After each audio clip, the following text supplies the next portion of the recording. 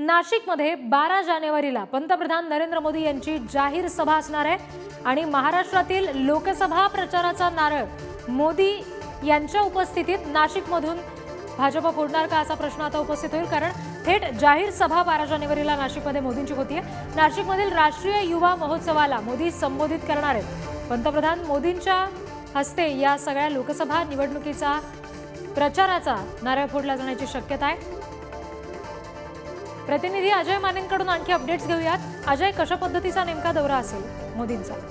जी आपण जर पाहिलं तर पंतप्रधान नरेंद्र मोदी हे नाशिक दौऱ्यावर 12 जानेवारीला येण्याची शक्यता वर्तवली जाते।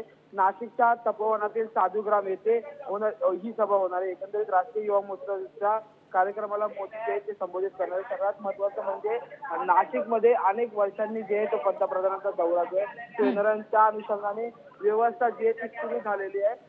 सगळ्यात महत्वाचं म्हणजे 12 तारखेचा हा दौरा नाशिकचा महत्वाचा मानला जातो। दोन विशेष गोष्टींनी लोकसभेचा नारळ जो आहे तो फोडण्यात येणार आहे तिथेच, पण दुसरं म्हणजे महाराष्ट्रात मुंबईत असलेल्या मुंबई ट्रान्स हार्बर लिंकचं उद्घाटन सुद्धा या दौऱ्यानिमित्त होण्याची शक्यता जी आहे आणि चर्चा जी आहे आता सुरू झालेली आहे। त्या अनुषंगाने हा दौरा जो आहे तो रिद्धी महत्वाचा असणार आहे आणि या नेमकं या दौऱ्यातून मोदी काय भाष्य करणार हे पाहणं महत्वाचं करणार आहे। निश्चित अजय, धन्यवाद दिलेल्या सगळ्या माहितीसाठी।